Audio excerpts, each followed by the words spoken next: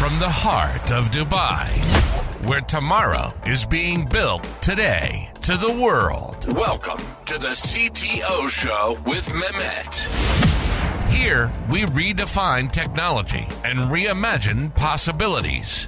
With Mehmet, delve into the riveting realms of AI, cybersecurity, and digital technology. Experience the thrilling highs and lows of startups. Immerse yourself in the spirit of entrepreneurship and witness the future of business innovation being written in real time. Now, without further ado, let's tune in and explore the future. Hello and welcome back to a new episode of the CTO Show with Mehmet. Today, I'm very pleased joining me from Dubai, Michael Becker. Michael, thank you very much for being with me here on the show today.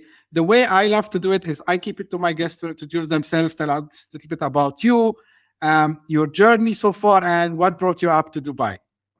Yeah, thank you so much. Happy to be here. So, 10-year marketing technology veteran, have worked as part of content and marketing functions for several startups as well as several enterprises back in the States, have also partnered with CTOs and IT across those enterprises. So for your audience of technologists, I'm sure we will get into a little bit of that. As Mehmet had mentioned, I'm here in Dubai now for Antler's Accelerator Cohort. Very excited and honored to be a part of that for my startup, which I began working on about 5 or 6 months ago. So still very much in its infancy, but I am here with my co-founders and looking to get off to the races with that. So I've also got a book coming out next month, which we can chat on, called Content Capitalist, outlining a new system or new model for online businesses in this new marketing environment. So that's kind of what I'm focused on, those two things right now, and excited to go deeper on any of that. Absolutely. And, I'm always happy, Michael, to host in my podcast that is called the CTO Show, but I'm a big believer that, technology should touch on everything, including sales, marketing, and all this stuff. Now, yep. I want to start a little bit to talk about the book, actually, because it's something, the topic is close also to my heart because I'm into that domain also as well. So the content capitalist, right? So as someone who's veteran in this domain, Michael, I'm sure like you have observed the evolution of different marketing strategies, and let's a little bit focus a little bit on maybe startups, because I think this is why I like also to talk a lot about. So how have you seen this transition from traditional sales and marketing techniques to more content-centric model that you will advocate in the book? So two things. The one I'll start on is we're seeing a shift right now in terms of content and publishing, where it's very different from 10 years ago when I began my career, right? Because you had, in that old way, I call it in the book, you had one person typically heading up content and or marketing. You might have like an editor-in-chief for a blog or a content manager who heads up production in terms of your content hub, and then maybe allocates work to a group of 3 to 5 writers. The marketing function may just be an extension of that, where you might have like a CMO or a VP of marketing who runs the show, and then they delineate further into the functions that roll up to them or the team members, which do as well. And the constraint there is actually twofold. You're only exposed in terms of the insight, the knowledge, and the content that you can produce to the knowledge base of your actual team. And there's bias there, right? And there's limitation in terms of what you're able to cover and the depth and the extent to which you're actually able to present the insight that's required in order to connect with your audience in a meaningful way. Because let's be real, as marketers and as technologists, the people that we're typically trying to reach out to, their baseline level is not 101. We're really wanting to connect with people who have a baseline of like a 301 or 401 level knowledge.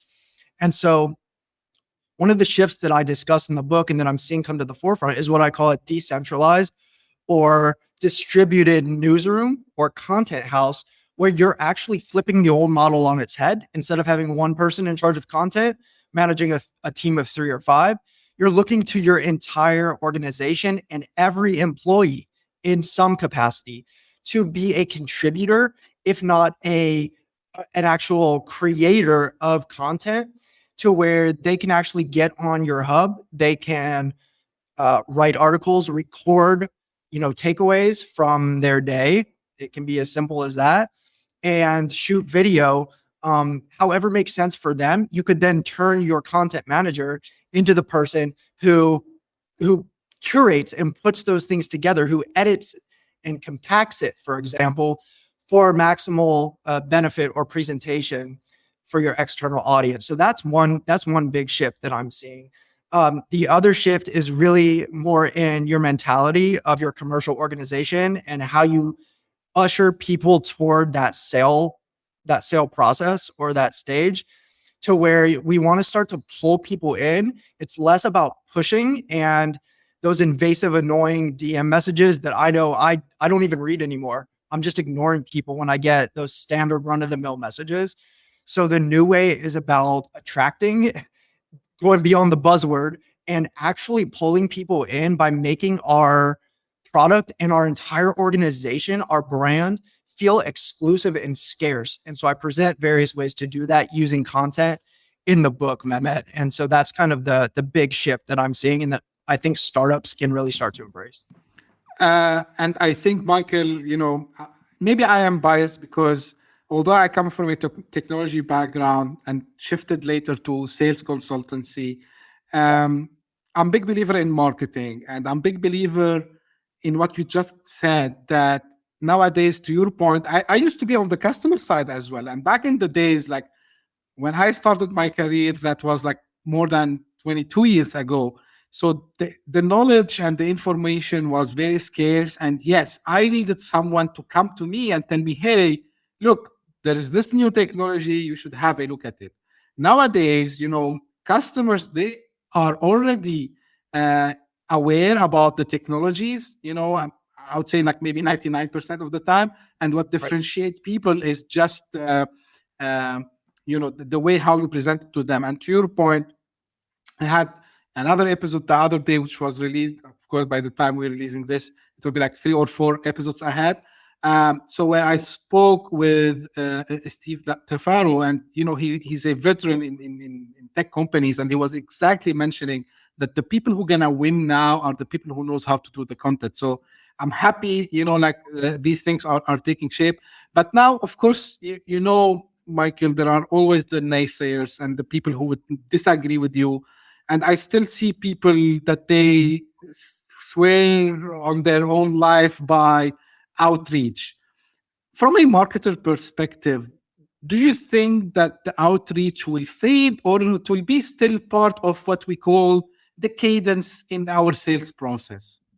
Oh no, you should still be doing outreach. It's just the angle or the appeal with which you do that needs to evolve. If you're still falling back on or reliant on the typical cadences and word structures that may have worked 10 years ago, in 5 years or 10 years from now, you're not going to be having the success that you need to drive your commercial org, right? So I'm not saying not to do outreach. Absolutely, we need to be doing outreach, right? That's part of this modern sales and digital climate. But it's the way that we frame that outreach. And one of the techniques that I discuss in the book is really shifting toward more of an invitation style, where you're lowering the investment that you're asking for from the individual, from the recipient, from a sales call, which doesn't make sense. No, why would a stranger want to jump on a call with somebody that they don't know? No trust has been established. They have no idea what you do or why you do it. You're just another person to them, right? So framing it from that needy kind of, I call it like not desperation, but almost like you're putting yourself in a relatively lower status position by asking for something first from your recipient. When we can flip that on its head and invite them to a high status, high leverage content community, for example, where we can continue to nurture them over time in a much more personalized way, especially a community that has a high volume of people who are in it, that completely shifts that dynamic on its head. So that's one strategy that I discuss at length in the book. There are other ways to sort of frame this and to approach it so that it's different from what people are used to. I talk about using self-recorded videos. So holding your phone, just recording yourself, sharing a message with somebody, surrounded by or accompanied by text or a selfie picture to add that human element, right? Against the backdrop of so much automation and roboticism that we're now seeing flood the market. Injecting that humanity into your outreach will go a long way to opening the dialogue, which is all that you're trying to do with outreach. Is just open that dialogue and show that you are a real person. Absolutely.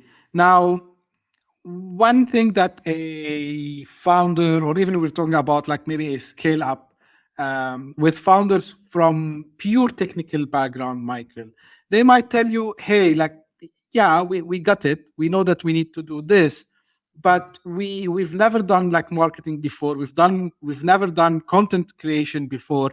So Right. if you can shed some light on some strategies of some maybe action that they can start to take so they can build the momentum. Of course, they will not become like kind of rock stars from day one, and I know this from myself also as well. But I'm sure like you have some techniques for especially people who come from tech backgrounds to build the momentum. Yeah, you should look for force multipliers that you can do relatively easily, that you can relatively mechanize, and that can create outsized results for you against other more costly or more time consuming options. And so, to the point that you just made, you definitely don't need to be this mega influencer, nor do you need a decade in marketing in order to start doing great marketing.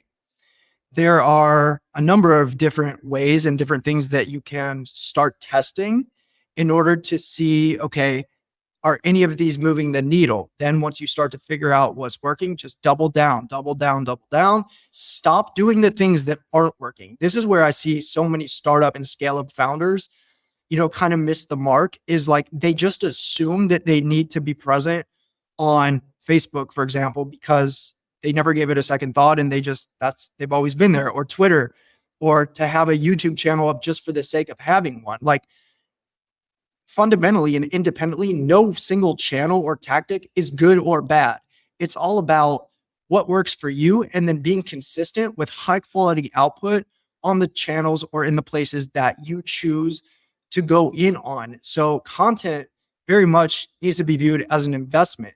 It's more about choosing to commit to something for the next 24 to 48 months plus, and showing up there when and how your audience expects. And what we're doing with content dissemination is where we are we're teaching our audience, in a sense, and we're conditioning them on who we are, what our brand stands for, and what they can expect from us in the future. And so people subscribe to various content people or platforms based on a prediction of the future value that they'll be able to extract from that place. And so when you can show up consistently providing that, that's really where you're going to win.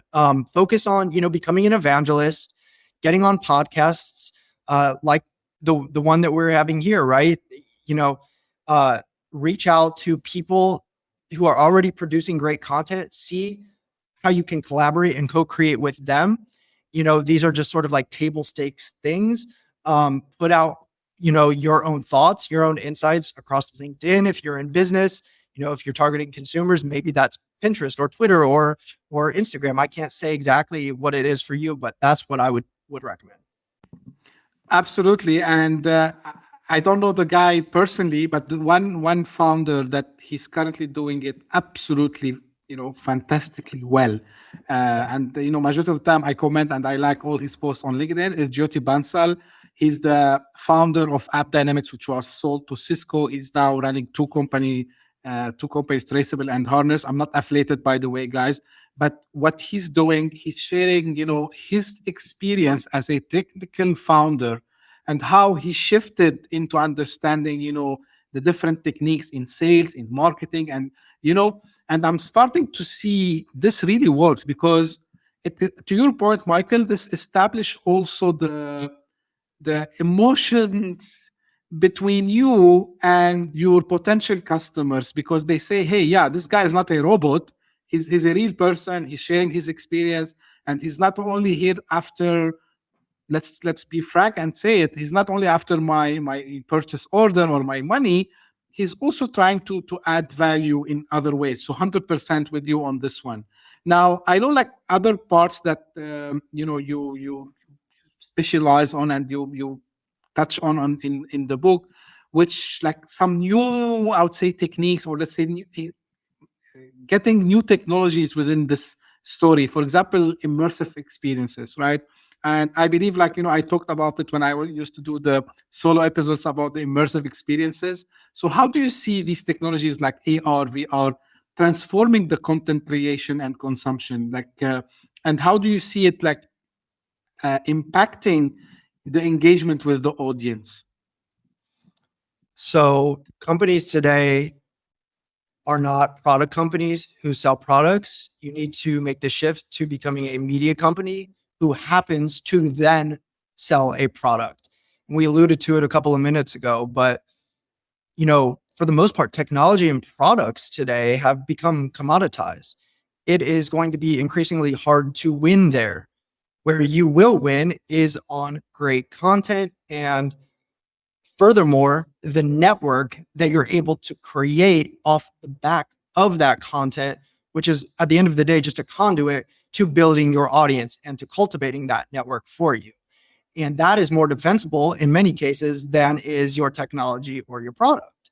And so given that logic, the question then becomes, how do we create and facilitate the types of content-led experiences that can generate the most engaged and, yes, the biggest audience possible for what we're able to do? And I see a couple of options and opportunities there. One of which in general, video needs to be at the core of your content strategy, regardless of who you are or what you sell. But investing, even over investing in video, I think that you're going to start seeing more product companies or tech companies producing documentary style films over the next couple of years, for instance, where you can simply tell the backstory of your industry, where you can provide color commentary on why what you do matters, on, some of the nuances around the industry that, most of your competitors probably aren't even thinking about, let alone covering in their content.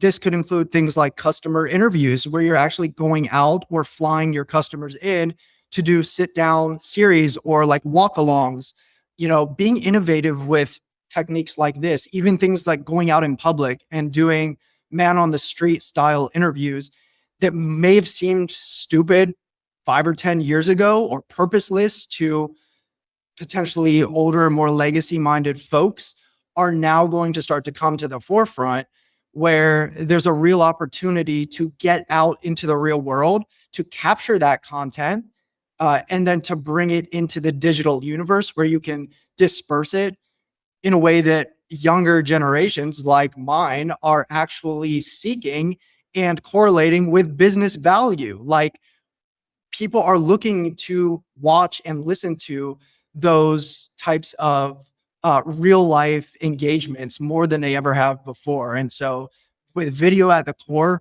I would be thinking about, how can I bring what I do to life? How can I engage my users, my customers, my employees, and really create a cohesive multimedia content-led experience?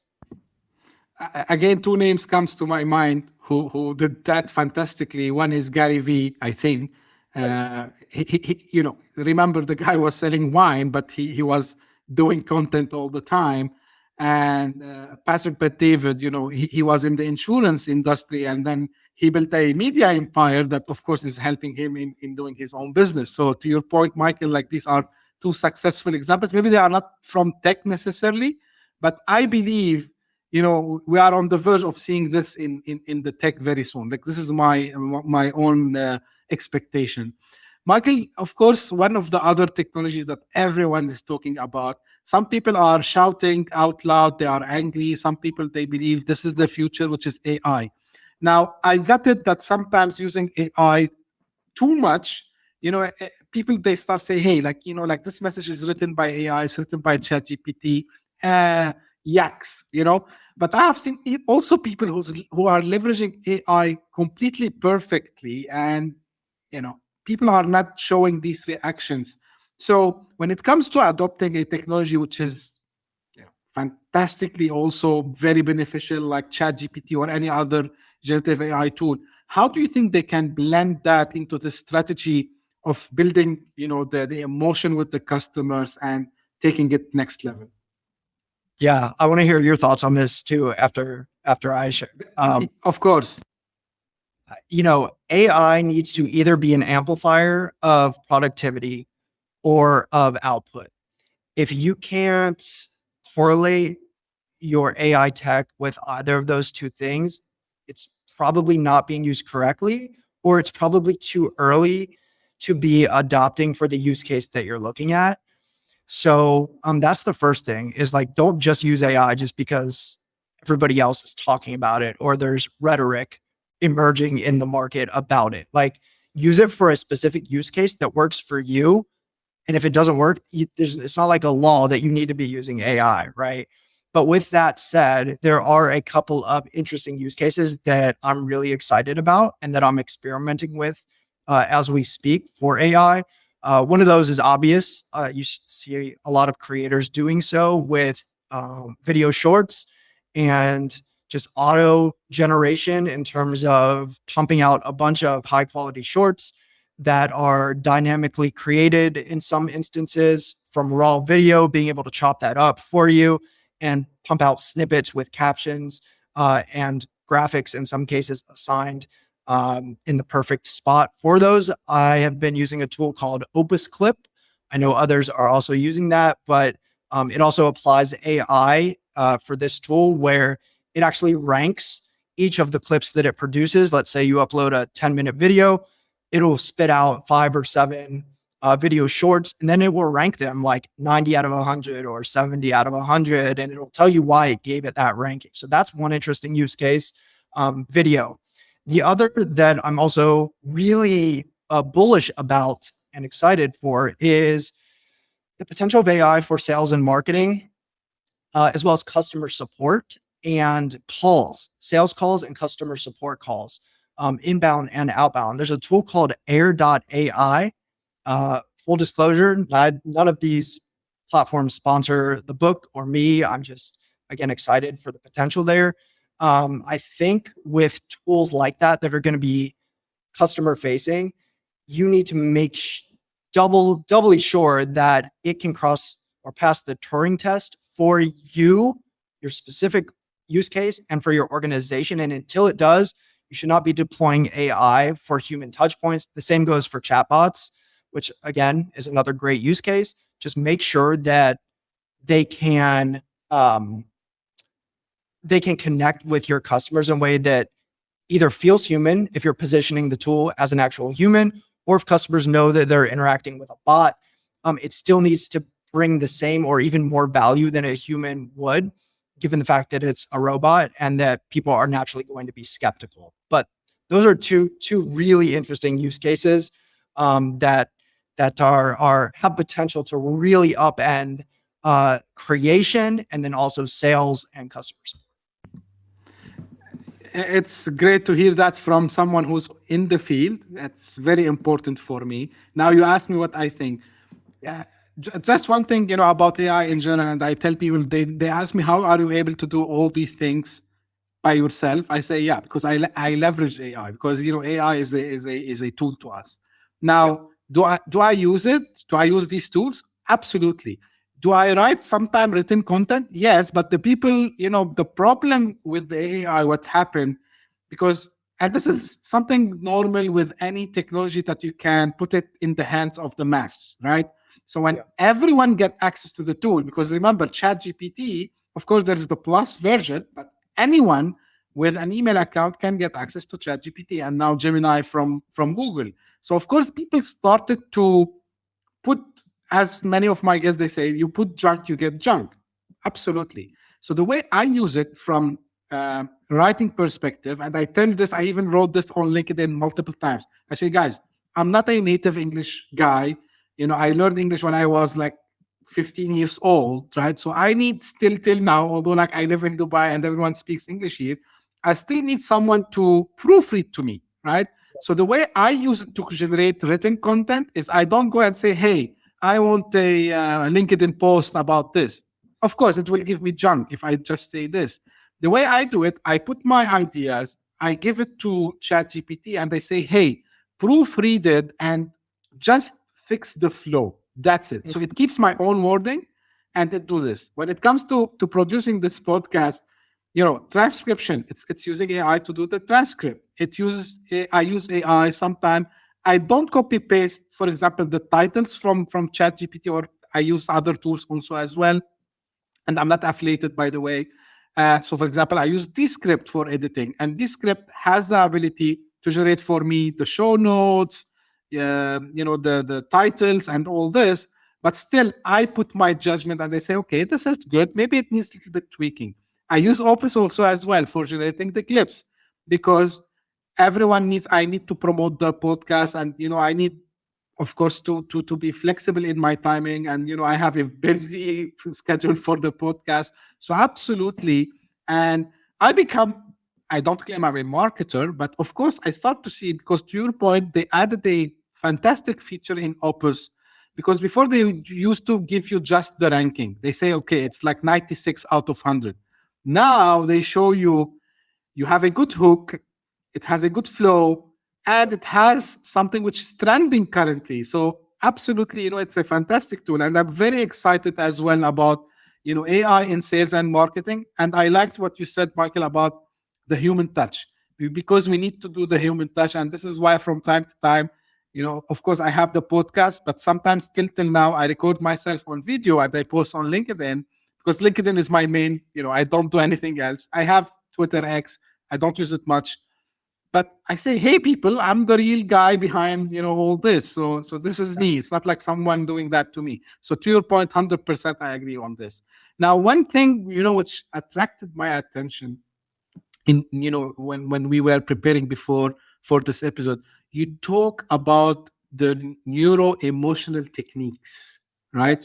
So I'm pretty much very excited to learn about this aspect, and how this also can help entrepreneurs, startup founders, to get these techniques, to incorporate it in their content strategy.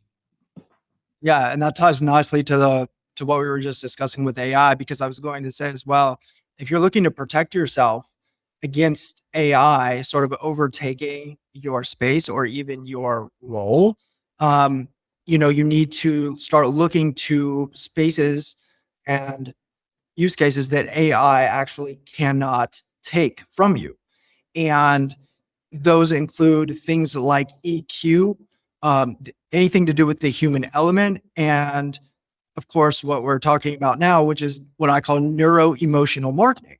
So if you've heard of neuro marketing before, it's basically kind of a segue off of that, where you want to go beyond just talking about what you do, right? Or posting, images with hooky headlines about your product. That's like old stuff of the past, right? That stuff it doesn't work anymore, right? So we have to figure out, okay, how do we actually trigger people to want to engage with us as marketers and as business owners? And it's about presenting ourselves in a way that's mutually beneficial, not just for us. Like Mehmet alluded to it a couple of minutes ago. You're not just seeking to get that purchase order or to drive that transaction, but you're actually being a person of value and sharing that with your constituents in a way that makes them want to learn more and want to sign up for that call and want to engage with you. There are a couple of interesting tactics that I share in the book as well around this. So things like FOMO, fear of missing out, exclusivity, scarcity, shifting into a high status energy by the way you portray yourself, and just in building your own personal brand online to position yourself to have the slight polarity edge in that dynamic that exists and will always exist between a company and a customer. I also talk about it with from a tactical approach in terms of, something as simple as driving subscriptions on your website and the way that you use your email forms. If you want to get really into the weeds on this, things like exit intent overlays, using social proof on your call to actions, things like testimonials and showcasing social proof in the right ways, above the fold on web pages, all techniques like this that allow you to not just to hook people, but to position yourself as having something that they need. When the dynamic is flipped, when you need something that your customer has, that's a very unattractive and inherently pushy power balance. So neuro-emotional marketing is really about flipping that on its head and stepping into the power position by sort of guarding, in a sense, what you have, not just your insights and your content, but your product, and making access a little bit hard to come by. So that's really what neuro-emotional marketing is about. Michael, is there any direct example you can give someone who nailed it? Who nailed it? Let's see. It doesn't have to be a company. It could be, because I know you have worked with also solopreneurs as well. Anyone that comes to your mind? Yeah, there's a lot of solo creators and mostly, honestly, influencers out there that are using a lot of these techniques that I think businesses can and should start to adopt more, particularly AEs and BDRs who are actually on the front lines doing that outreach. Look, I love what guys like Andrew Tate are doing, and you can love him, you can hate him, but he's a brilliant marketer, and he's leveraging several techniques in more of a subtle way to command that attention, but more so to drive signups for his program called Hustlers University. I allude to it in the book. He has affiliates working for him. He's doing a lot of other really, really kind of unique and interesting things. I don't want to spill the beans on that, but there's other brands like Masterworks that I allude to in the book. There's a virtual assistant company who uses a really interesting client intake form that separates the questionnaire from the call setup. So it's just little things like this that you can integrate, and they can have a big difference. Absolutely. And as you can see, I'm very much interested in knowing these things, because I believe the future is content and personal brands. Of course, we're gonna still have companies, startups, all this, but to your point that you mentioned before, you need your team also to be a part of the engine, pistons that is pushing towards having this traction for you, because you cannot rely, as you said at the beginning, on one person or one department to do this. You need everyone to be, and I have to give credit again to one of the companies I used to work with before, where they had a motto: everyone sells. This was the motto, whether you are in HR, whether you are in finance, whether you are actually in the sales team, this is your job. So this is something it becoming, mainstream, I would say now. Now I want to talk a little bit about your startup, Michael, and why tell us more as much as you can, of course. And why did you choose Antler to be, the place where you want to start this, and why in Dubai? Interesting. Yeah. So our company is called NeoCore. We are not in stealth mode as of now. So you can check out our website, neocore.co, if you'd like. We are in a frontier market and we're developing, I'll call it a non-invasive brain computer interface, but really earbuds that can pick up and leverage your brainwave activity to then help to guide your entire content and digital experience on your device. And to sort of tie this back to the main problem that we're solving for is really what I call behavioral personalization, which is sort of kind of personalization, but not really. The way that the algorithms work today and the way that most content interaction apps serve up media to you is simply based on your previous activity within the actual app or across the web. And the problem with this is that, it's multi-pronged, but you're wasting a lot of time. You're being exposed to stuff that isn't exactly what you need in the moment, given your present needs, wants, desires, or focal areas. And you're spending a lot of time either skipping, Xing out of, or fast forwarding through content, or swiping through the feed to try to find something that you like. A lot of it's also reactive and passive. It's not as personalized as it can be and as it should be. So we can read the brainwaves of individual users and connect that to content, but not just connect. We're actually augmenting, we are consolidating, and in some instances, we are sort of reshuffling or recombining content, particularly with podcasting, which will be our initial use case, so that it's much more tailored to your individual, we call them attentional indexes or indices, your emotional indexes, your arousal levels in real time. And we can cut out a lot of that excess just by leveraging your brainwaves. So there's a lot of science behind this and neuroscience. I am not the product or the tech guy, but in essence, this is what we're focusing on building here at Antler as kind of our launching pad. We couldn't ask for really a better place to come together and to accelerate this vision. As you know, Mehmet, Dubai is very much, I was going to say is evolving, but is already becoming a tech hub, especially here in the region. We are in the Dubai Future Lab area. So just an amazing opportunity that we're very excited about. Absolutely. And thank you for sharing that, Michael.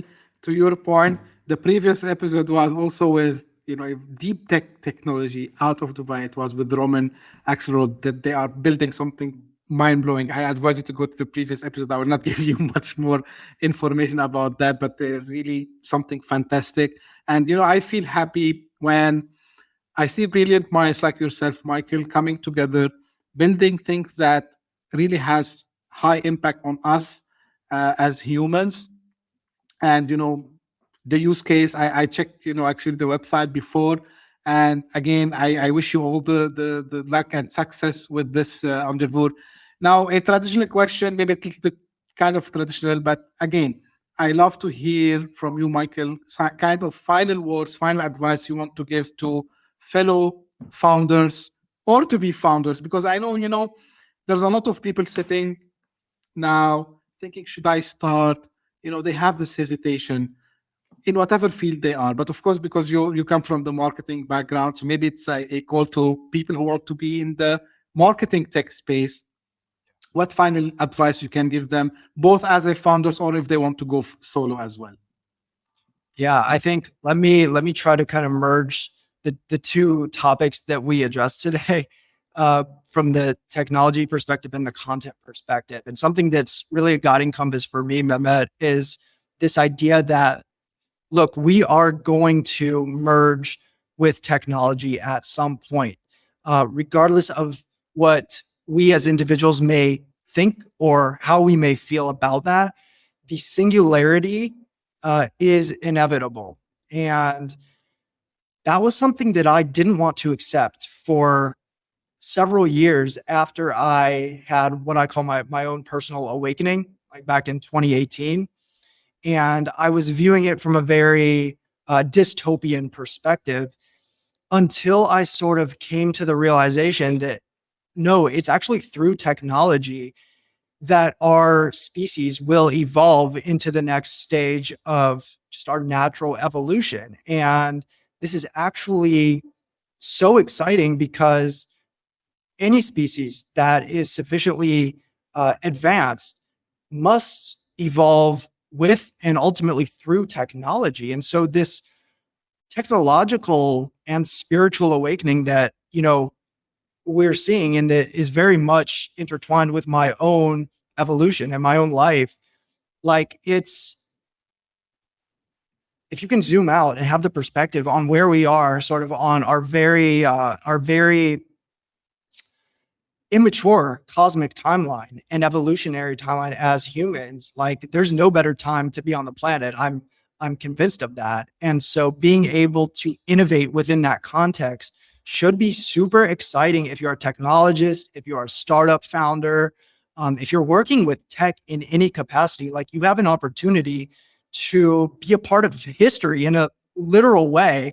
And even if you're not developing like a high tech product, or if you're not in a deep tech, industry or business, you're still probably able to leverage technology to amplify and to scale what you are doing. And so then the burden falls on us as creators and as business owners to sort of be conscious purveyors of benevolence and to do it in a good way. And I think it rests on our generation to sort of pioneer this shift that I was just talking about in as positive a way as possible by caring for the planet, for people, for our product, and actually like deploying our programs, our products, our offers in the best way possible for everyone.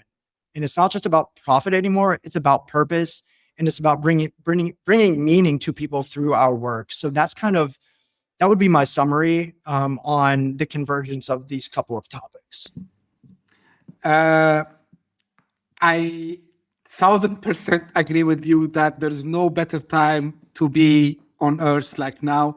We are on the verge of seeing something, and I feel lucky because the other day someone asked me, why you started this podcast, why you shifted from being, I could have continued my career being in corporate and all this, and then you did this shift. Because I said two things. First, from technology perspective, exactly what you mentioned. I started to see something coming out. It was back in 2022, by the way. So I knew that AI, of course, I don't have a crystal ball, but I was following, the AI and GPT and all this. And actually it came faster than I expected, because at that time I was following just, the wrappers of GPT, like the Jaspers and the other tools that they were coming out. And then everything started to happen. So I said, okay, this is the moment I need to be witnessing and documenting this. And how you can document this? So first I thought, okay, I can just be reading, the news and analyzing it and giving my tips. I said, no, I need to bring people, to bring, the minds behind this, which are now moving forward. Second thing, you mentioned this in the previous question I asked you about why Dubai, because also what's happening in Dubai and in the region in general, it's again, we are witnessing the evolution and the immersion of a new startup hub. I said, okay, there's no better time also to be witnessing this. And this is why exactly, Michael, I want to thank you very much for, being with me here on the show today.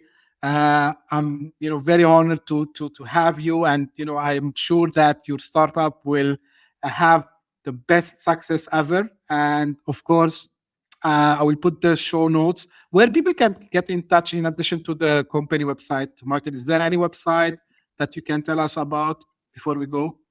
Yeah, just connect with me on LinkedIn. Happy to share more, answer any questions. Again, our corporate website is NeoCore, michaelbecker.co. My personal site is michaelbecker.org. If you're interested in grabbing my book, it's on pre-sale now. Not sure when you're listening to this episode, but it should be available on Amazon and any place that you get books. If not, Sure.